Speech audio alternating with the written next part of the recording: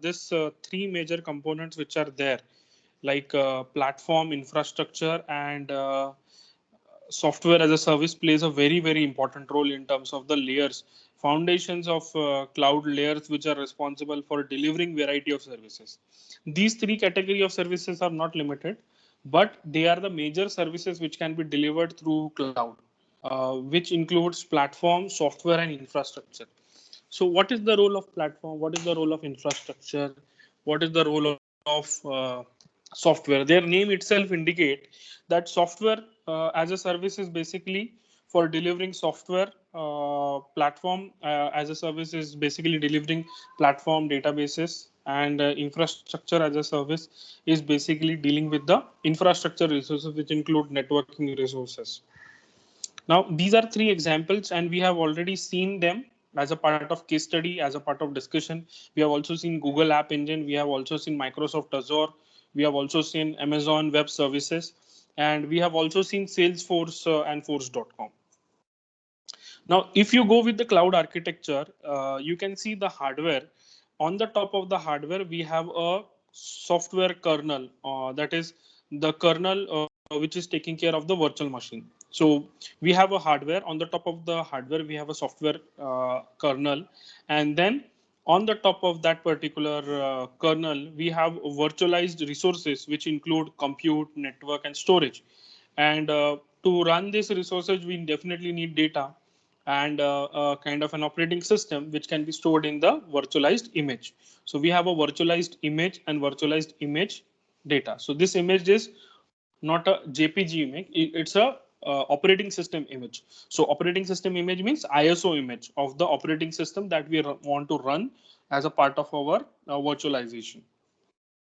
Now, above that, we have a basic middleware where we have database services and application services installed and configured. And on the top of that, we have development tools which are used by the developers for creating variety of services. And finally, whatever we have deployed, that is delivered as a part of service and built in functionality to the user. So you can see in the left hand side, you have application, platform, and infrastructure. And on the right side, you have services, built-in functionality, deployment tools, basic middleware, virtualized resources, virtualized images, software kernel, hardware, and everything is set up. Now see, in the view of the cloud deployment model, same we are going with infrastructure, platform, and software. You can see cloud application is connected with all these three because the application will definitely need these three for processing. And on the other hand, when you go with the client infrastructure can be have an What is infrastructure. IaaS? IaaS stands for infrastructure as a service. Okay.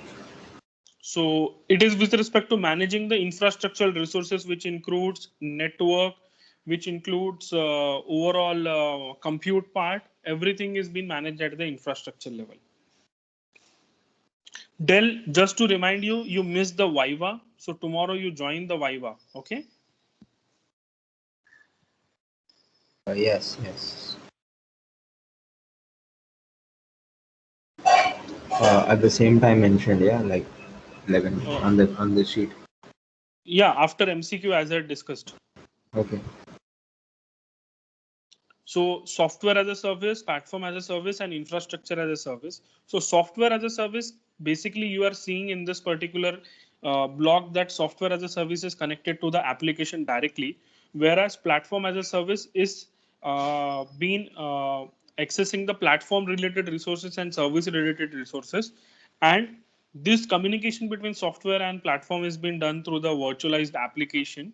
And finally, we have infrastructure management, a separate component where we have storage and infrastructure resources. So this is a view of a cloud deployment where an application is deployed to be accessed over the client infrastructure. Now, if we talk about software as a service in detail, it is a development or delivery model where hosted and managed by vendor, which has been hosted and managed by the vendor. So deployment takes place here in this particular place, and delivery it provides delivery across the internet. So whatever has been deployed here in this is being delivered to a variety of global level places.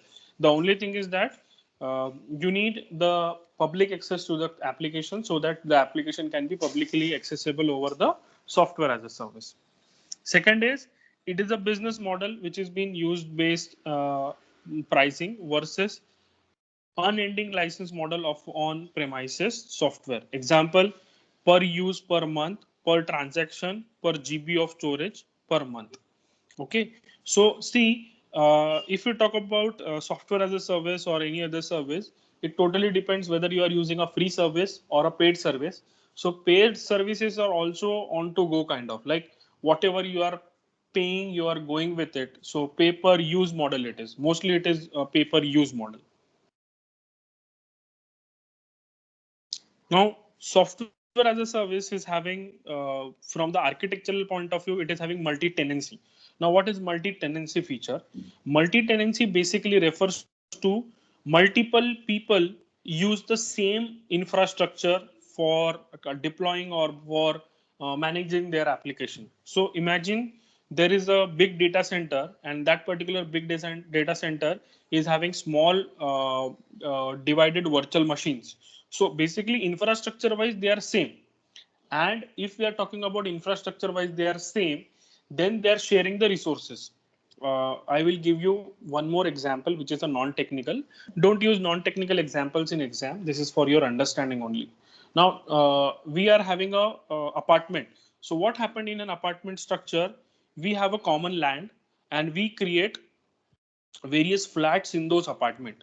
So common resources are shared by everyone, and everyone is having their own individual block, that particular flat where they are staying. So one particular piece of land is being utilized by various people. That's why the cost of an apartment is cheaper compared to an individual bungalow. So if we talk about an individual bungalow, that is not a multi-tenancy architecture, it's a single tenant architecture.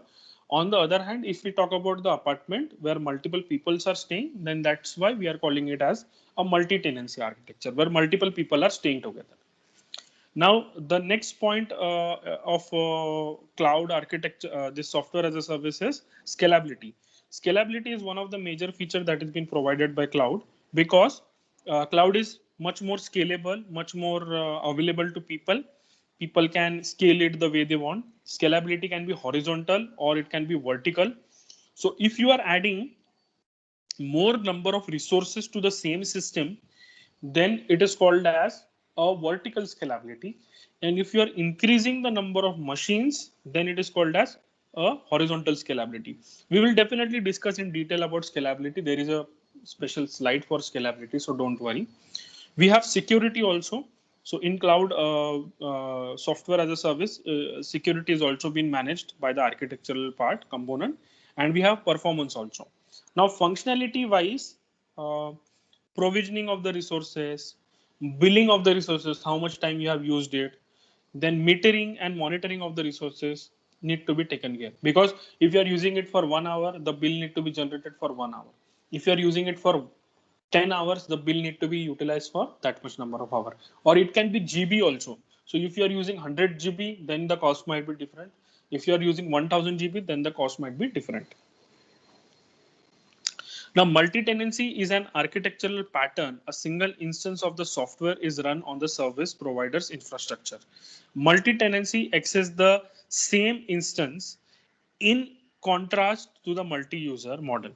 Multi-tenancy requires customizing the single instance according to the multi-phased requirement of many tenants. That we will see that a multi-tenant application let customers share the same hardware resources by offering them one shared application and database instance, while allowing them to configure the application to fit their needs as if it runs on a dedicated environment. That we already discussed that what happened with multi-tenancy system.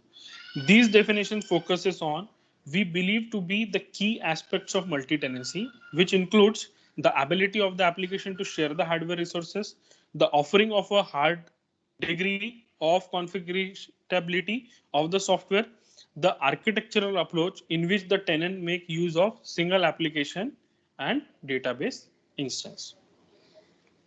Now here there are different types of multi-tenancy, multi-tenant deployment model for a application server. Now we will discuss them one by one. First is fully isolated application server. Now what happened in fully isolated application server, each tenant has an application server running on a dedicated server.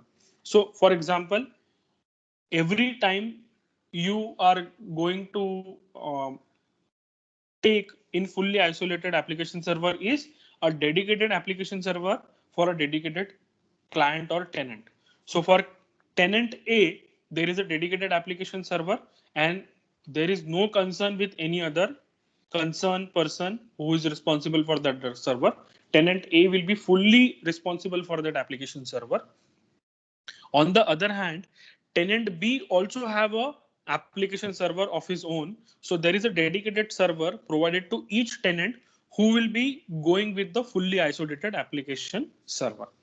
Now, second is virtualized application server. So what happened here, rather giving a fully dedicated hardware application server to each tenant, physical hardware is divided into two virtual machine, and that two virtual machine is given as a application server to tenant A and tenant B. So you can see this is the difference between the fully isolated application server and virtualized application server, that rather giving physical servers, here in virtualized application server, tenant A and tenant B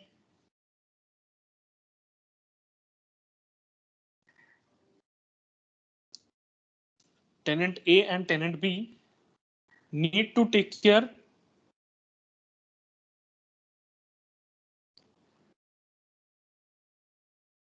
tenant A and tenant B need to make this use of the virtualized server rather than a physical server. Shared virtual server. Each tenant access a dedicated application server running on shared virtualized machine. So rather giving two virtual machines, a single virtual machine is having the virtualized server, and that single shared virtual server is being used by tenant A and both. So in virtualized application server, there were two virtual server which is being used by separate tenants. But in shared virtual server, there is only one virtual machine, one virtual application server, which is used by multiple tenant, and that is called as shared virtual server concept. And finally, shared application server, where there is one application server and that one application server is being used by all the tenants. So there is no separate application server among one virtual machine, but there are common application server that is being used by the shared application server. I want you to go through the site. I want you to go through the site and then check this, go to the slide and then check if you have any doubts in that regard. So, can you please explain shared virtual server once again? Yeah, surely. See, shared virtual server, the name itself suggests that there is only one virtual machine, and in that one virtual machine we have one application server, and that one application server is having the ability to host multiple application, and that is what actually shared application server is about. Okay, sir. Any doubt?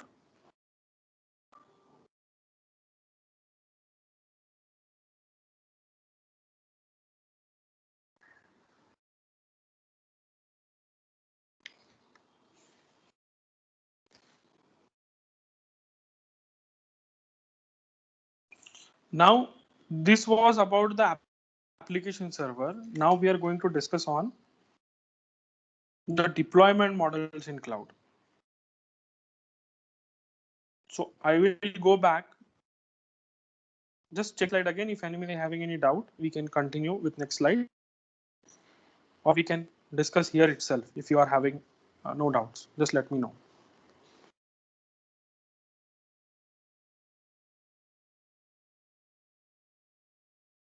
So it's clear we can move forward. Okay. But let us check with everyone if everyone is okay. If I get any questions further, I'll wait for 1 minute and then we'll move further.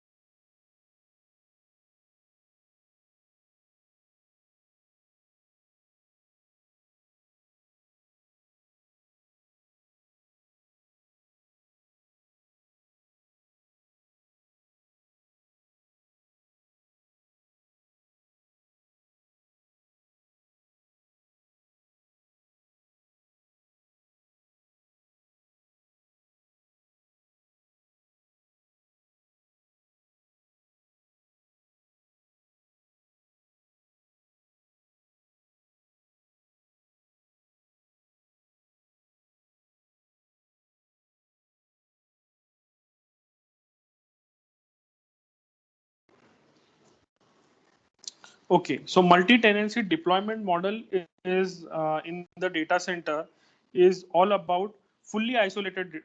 So the first concept is fully isolated data center. The term which is called as fully isolated refers to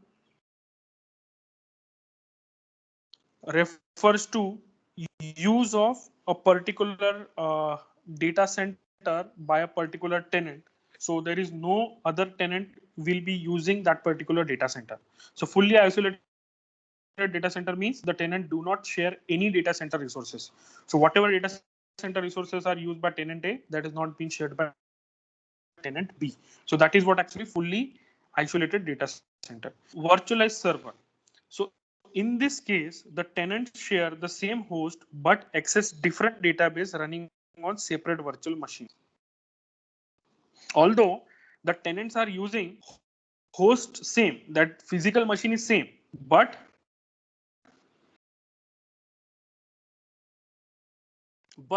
they are using different virtual machines, and with different virtual machines they have different databases also. So as a part of physical machine in virtualized server, there is only one physical machine, but they are using different virtual machines.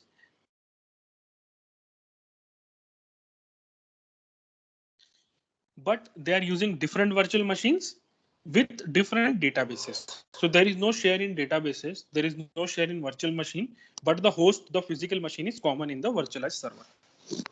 Next is shared server. In the shared server, the tenant uses the same server, the same virtual machine, the same host, but with different databases. So here there is only one virtual machine rather than two virtual machine.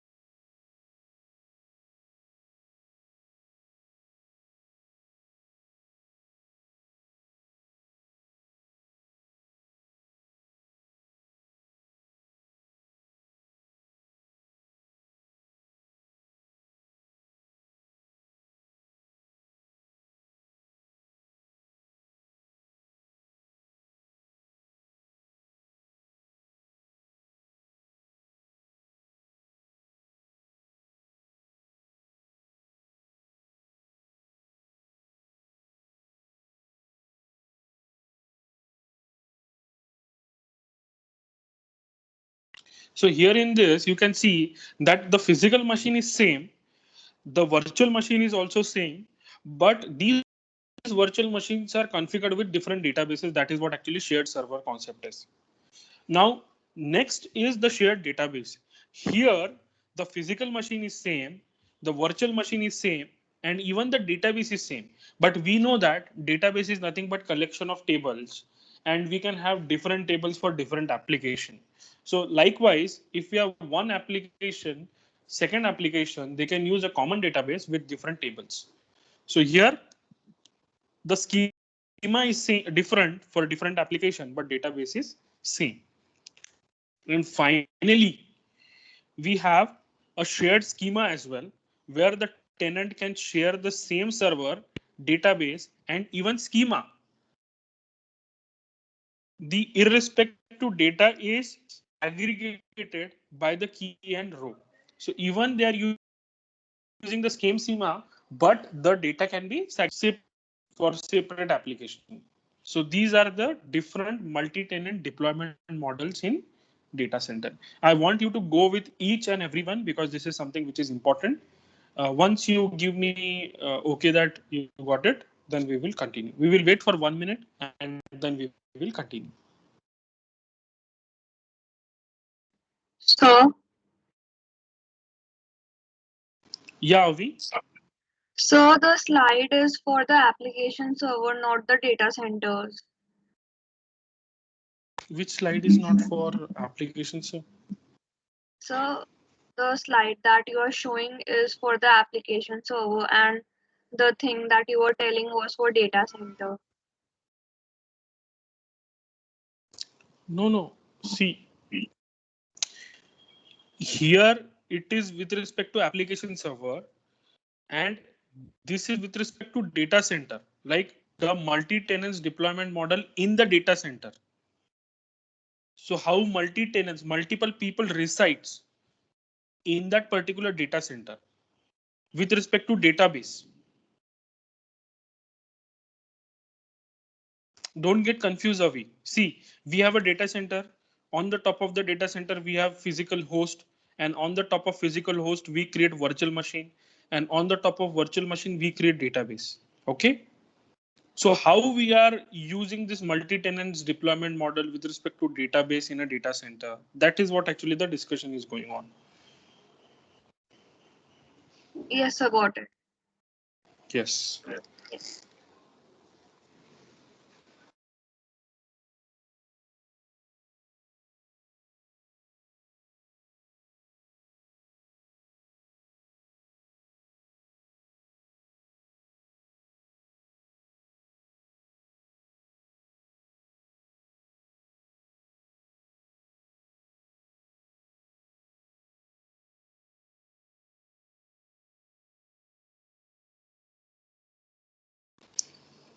Okay.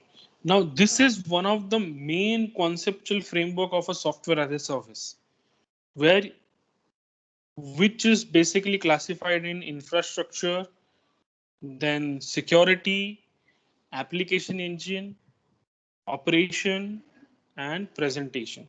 Okay. So from where to start?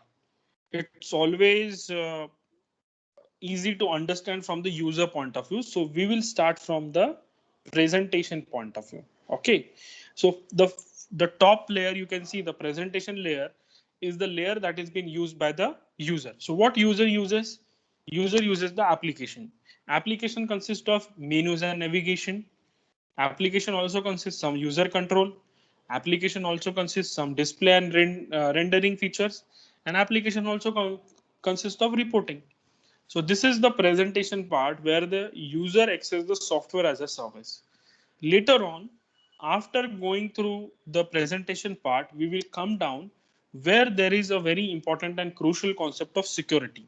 Because if the user want to access the application, user has to go through identity and federation management, authentication and single sign-on. Now, single sign-on is a feature that everybody is aware of, right? Any idea on single sign-on?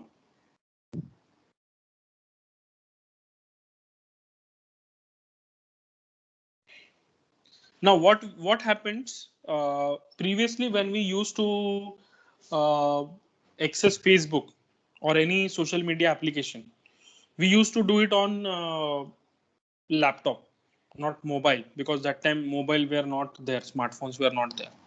I don't know where when you started using social networking website but for me, I started long back when I was in 11th standard. So it is around 2003, 2004. 2004, I started using social networking sites. So in the year 2004, what happened is we don't have smartphones. So we used to go with only web-based systems. So in web-based system, every time when we log in, we have to log out, log in, log out. This is the problem with web-based system. But when these smartphones came, smartphones became a unique identity for everyone. Like my smartphone won't be used by anyone. Likewise, your smartphone will be used by you. So that's why this single sign-on feature was introduced. So when you log into any application in the smartphone, you don't need to log in and log out every time. It is auto logged in. So once your internet is connected, your identity is already identified and you automatically got logged in. And that is what single sign-on is about. One time sign on and you are there, logged in for a longer duration. It automatically doesn't sign you out. So then But what if is you are stay signed in option? Because there's face an option called stay signed in. So is that stay the same signing, thing? yeah, stay signing is an option that came for browser later on, that we need to check. If we check that option, then your browser will be keeping you sign on for a longer duration. Because what happened, if you are logged in with the web browser, then after half an hour the session or 1 hour the session automatically get terminated if you have not checked the state sign on function. Sir, it's like you won't be getting logged out, but it will just tell you to refresh the page after some time. Correct. After some time, that is part of an identity management and security management. Yeah, sir. I guess that's the way how the web browser like initiates the cookies, and then it's Right. So if you are saying that your laptop belongs to only you and you keep checked the state sign on feature, then a special identity related cookies are downloaded in your system, which checks you when you visit a particular website. And if that identity got confirmed, then without typing the username and password, also you are logged into that particular account. There is one more feature, intermediate feature was introduced, which was called as saving the username and password to your web browser, so that it will get auto filled. So auto filling is a different thing, stay sign on is a different thing, and single sign on is a different thing. These three things are very different from each other.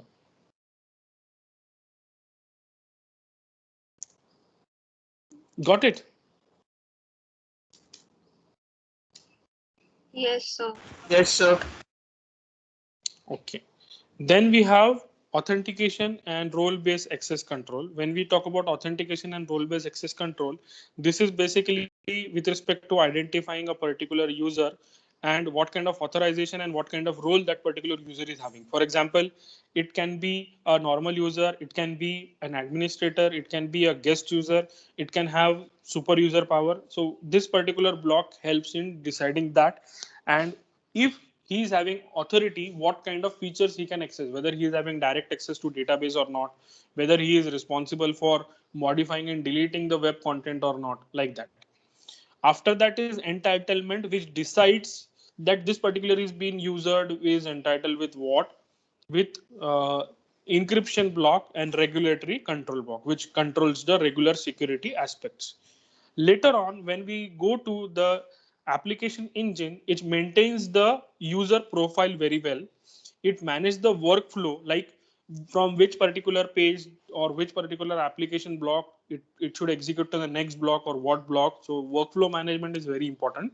Then notification and subscription is also important, because application like Netflix need to check whether you are subscribed enough to check this content or not, or what kind of notifications can be given. So personalized notifications can be given to the user. And Then what if do you there mean are by metadata execution engine? yeah, Dale, I'm coming to that particular block. So we have execution handling. So execution handling is responsible for uh, to handle the glitch while if there are execution part errors, execution related queries, then that execution handler handles those. Meta execution engine is responsible. Metadata execution engine is responsible for storing minute information with respect to the executable content with respect to the engine, so that those executions can be done very well. For example, you are on Netflix and you are demanding for a particular video, and whether that particular video belongs to your subscription or not, These are some of the little things that this particular application engine blocks takes care of. This is again connected to the metadata service and finally messaging part, which takes care of the overall control. So metadata is nothing but, you might have heard about metadata. Metadata is nothing but data with respect to data. Metadata is very simple. It's with respect to data with respect to data.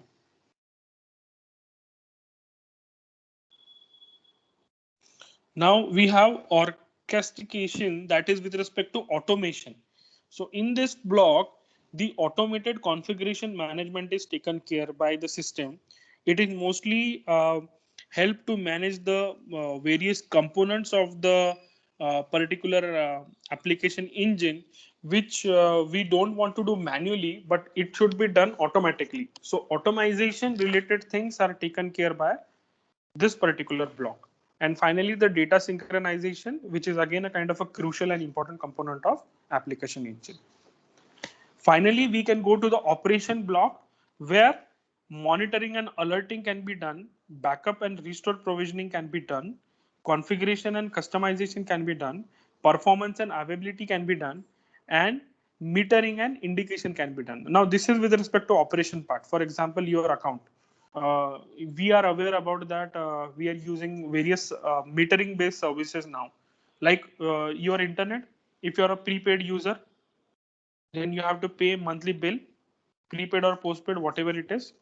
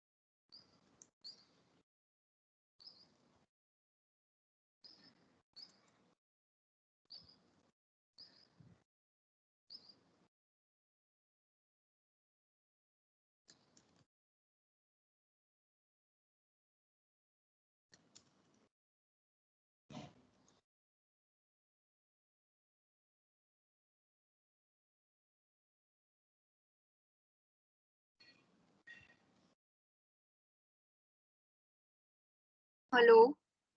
Yes. So, what were you saying about prepaid and postpaid? I didn't get that. Yeah. See, we have a postpaid and a prepaid services, right?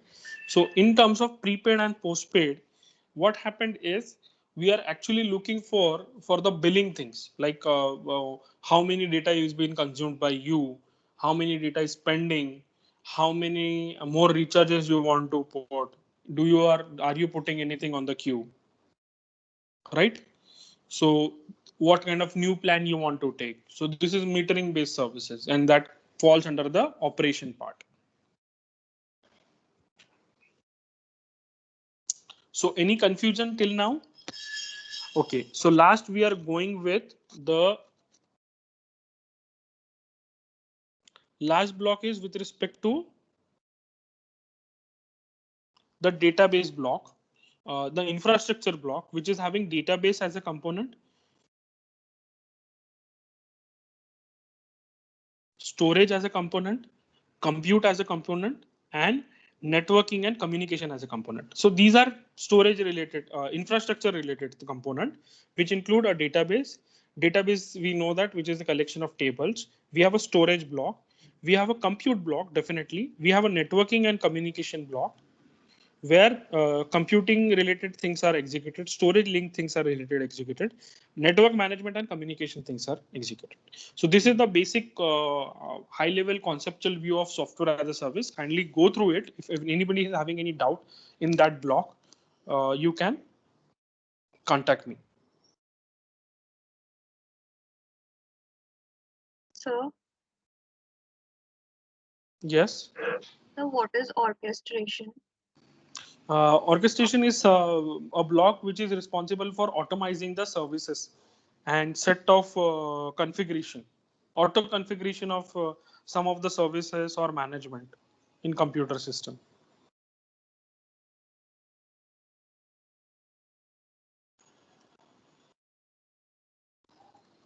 Okay, sir.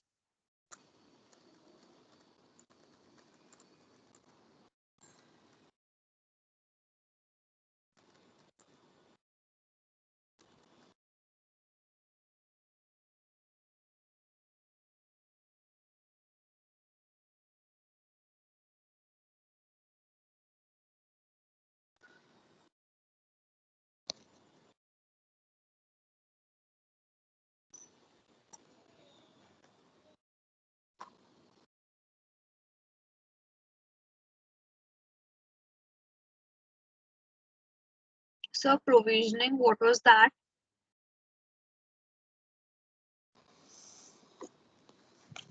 Provisioning is with respect to providing the required services to run the user application. So, for example, let us say that for a particular application, some data, bandwidth, hardware resources are required. Then provisioning block take care of that.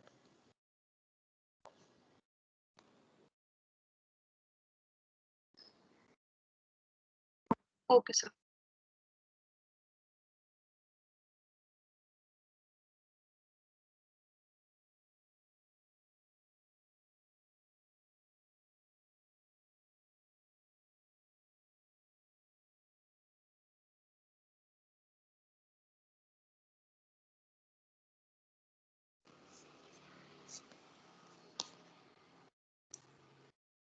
Now, see, this is the traditional model where we have CPU, memory, network interface card, your disk, and x88's operating system installed on that.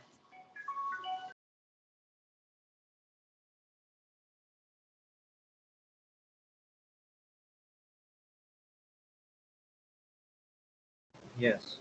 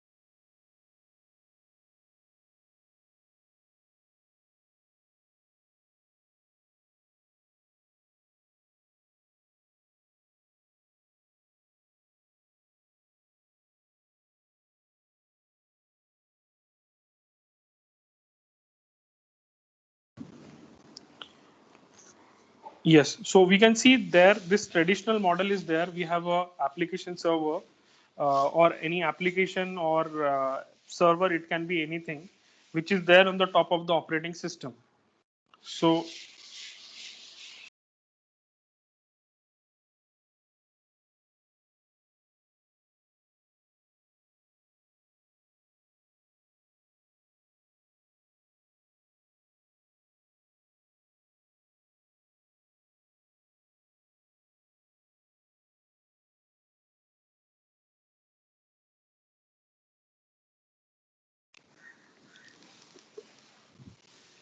So you can see architecture, operating system, and application, which is top of that. This is the traditional model. When we compare it with a server, a virtual server model, you can see there is an intermediate layer that is being introduced. And the role of this intermediate layer is VMware virtualization layer, where we have CPU, memory, NIC, disk, x86 architecture. VMware virtualization layer is there. And on the top of that virtualization layer, we have operating system. A special block of a virtualized hardware resources are there. So we have operating system on the top of application is there. So x86 architecture, VMware virtualization is there, operating system is there, and application is there on the top of that. So got the difference between these two?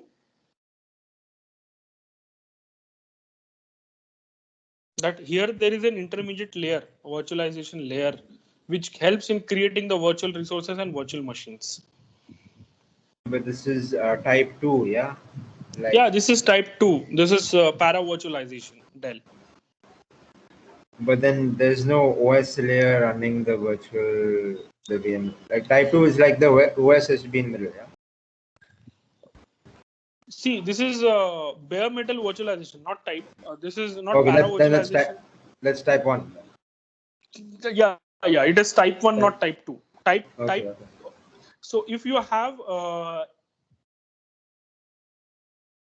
see, Dell, don't get confused. See, we have a hardware x86 architecture where we have installed VMware directly. So if we are installing VMware directly on the hardware, then it goes as a type 1, which is called as bare metal virtualization, not para virtualization. In para virtualization, an operating system is installed on the top of the x86 architecture, and on the top of that we have VMware.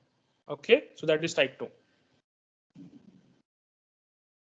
Now, what are the drawbacks of SaaS? SaaS is having various drawbacks, which includes robustness, difference between Google Doc and Microsoft Office.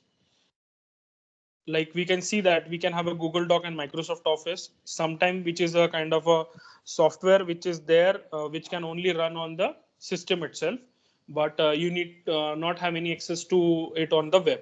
Now we have Microsoft 365, but I'm talking about Microsoft Office, which is not having any kind of, which is just an extra application. So you can simply imagine that if you have a doc, then you can share it with multiple people and multiple people can have an access to it. Similarly, privacy of storing the data, storing all the data in cloud can be there. So we can have, if we have a Microsoft Office system installed, then you doesn't require any kind of internet, you doesn't require any kind of that thing. But multiple users can use it on Google Doc. So that is a kind of a feature of Google Doc, but there is a drawback also that internet is required to access Google Doc every time. Privacy is there, like storing all the data in cloud can be difficult. Reliability for recovering if the server is down is going on, then that is a kind of a problem. Okay, so we will. Hello. Yeah. So every time that SaaS will have a issue with the privacy, that can't be the like true for every condition, right? Because if you are referring to Google Docs, there is also a proprietary thing. Like they have a whole package for the business, like the Google Suite. So that's also a thing where the you can just get the private cloud environment and store everything, right? So that can be handled. Yeah, that can be handled. But if you are having a Tanmaya system which is not at all connected to internet, never, 0% connectivity to internet. So for that particular thing, you need a physical access to hack into that system, right? Yeah, but sir, if you don't have any internet, then obviously there is no point of using cloud, right? Because it is something over the web. Yeah. Yes. So, okay, that is with respect to SaaS. Later on, we have introduction to platform as a service. This we will see post lunch in the post lunch sessions. So, PaaS and infrastructure related things we will be going to discuss in the afternoon sessions. There are pretty good discussions in the afternoon sessions, so I want you to join in that afternoon session. there are good content that will be delivered in the afternoon sessions. More good content.